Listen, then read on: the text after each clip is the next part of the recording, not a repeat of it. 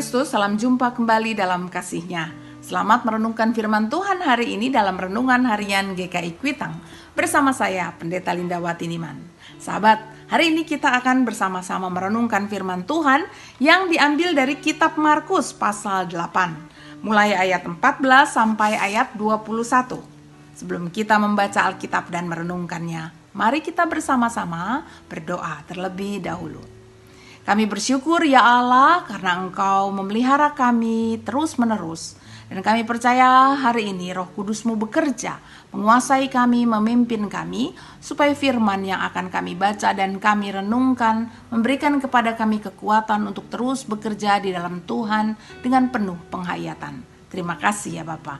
Dalam nama Putra-Mu Yesus Kristus kami berdoa. Amin. Sahabat, inilah Markus 8 ayat 14 sampai ayat 21. Murid-murid lupa membawa roti, hanya satu roti saja yang ada pada mereka dalam perahu. Lalu Yesus memperingatkan mereka, hati-hati dan waspadalah terhadap ragi orang Farisi dan ragi orang Yahudi. Mereka pun memperdebatkan di antara mereka bahwa hal itu dikatakannya karena mereka tidak mempunyai roti. Ketika Yesus mengetahui hal itu, Ia berkata, "Mengapa kamu memperdebatkan bahwa hal itu kukatakan karena kamu tidak mempunyai roti? Belum jugakah kamu paham dan mengerti? Masih degilkah hatimu?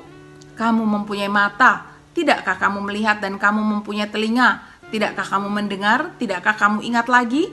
Pada waktu aku memecah-mecahkan 5 roti untuk 5.000 orang itu, berapa bakul penuh potongan-potongan roti kamu kumpulkan?" Jawab mereka, 12 bakul. Pada waktu 7 roti untuk 4.000 orang itu, berapa bakul penuh potongan-potongan roti kamu kumpulkan? Jawab mereka, 7 bakul. Lalu katanya kepada mereka, belum mengertikah kamu? Demikianlah Injil Tuhan Yesus Kristus. Berbahagialah tiap orang yang suka mendengarkannya dan yang memeliharanya.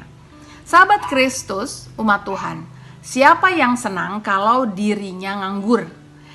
Tidak bisa atau tidak punya kegiatan itu adalah saat yang membosankan. Tidak hanya itu saja, kita mungkin jadi sakit karenanya.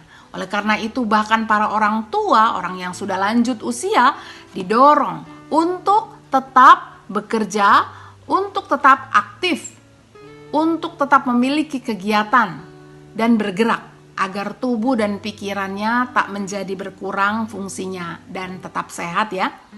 Nah sahabat Kristus, dalam bacaan kita di atas, para murid adalah orang-orang yang telah dipanggil untuk bekerja di ladang Tuhan. Mereka sehari-hari mengikut Tuhan dan ikut serta mendukung dan menyelenggarakan apa yang Tuhan Yesus kerjakan. Namun sayang sekali bahwa sampai saat itu terlihatlah bahwa sesungguhnya apa yang dilakukan oleh para murid adalah pelayanan atau pekerjaan tanpa hati, pelayanan tanpa penghayatan. Hal itu terlihat ketika Tuhan Yesus mengingatkan agar waspada terhadap orang Farisi yang suka bicara soal agama melulu dan orang Herodes yang sukanya bicara politik. Namun dua golongan inilah yang nantinya akan menyerahkan Tuhan Yesus disalibkan. Sahabat, hati dan perasaan para murid bukannya melihat apa yang Tuhan Yesus katakan, menghayati apa yang Tuhan Yesus katakan, malah bicara soal roti, makanan yang hari itu roti yang mereka bawa itu tinggal 1 ya, atau cuma 1. Mereka pikir Tuhan Yesus menyindir mereka karena tak ada cukup roti tersedia untuk makan mereka semua.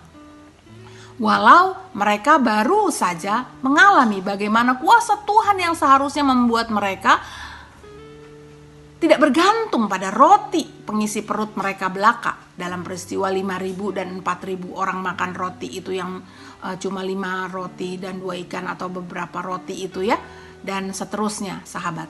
Nah sahabat Kristus, dalam hal ini mereka dalam mengikut Tuhan atau bekerja bagi Tuhan tidak menggunakan hati atau penghayatan yang dilakukan oleh para murid itu seperti yang Tuhan kehendaki. Mereka sepertinya hanya melakukan rutinitas belaka ya. Dalam kisah ini Tuhan ingin hambanya tak fokus hanya pada makanan yang atau berkat yang hanya yang kelihatan saja. Karena Tuhan itu maha besar yang dapat melakukan segalanya bahkan. Yang bahkan dapat memberikan kecukupan yang dibutuhkan. Yang diinginkan oleh Tuhan Yesus adalah hati yang tertuju pada Tuhan. Bahwa jika kelak ada orang yang jahat yang tidak menerima Tuhan Yesus, walau mereka adalah pemimpin yang banyak bicara dan mengajak orang untuk membaca firman Tuhan, ataupun pemimpin politik, pemimpin bangsa ini, sahabat Kristus, mereka bisa saja ada untuk memusuhi, bahkan mau mencelakai Tuhan Yesus. Namun mereka tidak akan menjadi gentar. Mereka, para murid itu, hamba Tuhan, diingatkan Tuhan Yesus agar tetap bekerja dan waspada bagi Tuhan.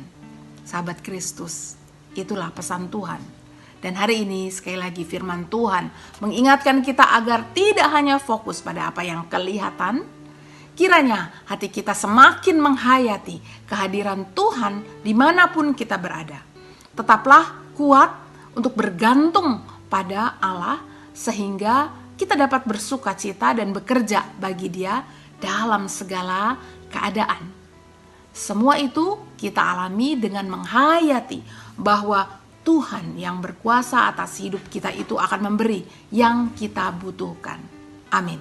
Tuhan menolong sahabat semua. Mari kita berdoa. Ya Tuhan, terima kasih karena kami percaya sungguh Engkau akan memberi yang terbaik. Kami bersyukur dan menaikkan doa ini dalam nama Putramu Yesus Kristus yang akan memimpin kehidupan kami, dan kami akan terus bekerja bagi Tuhan. Amin. Sahabat, sampai jumpa. Tuhan memberkati.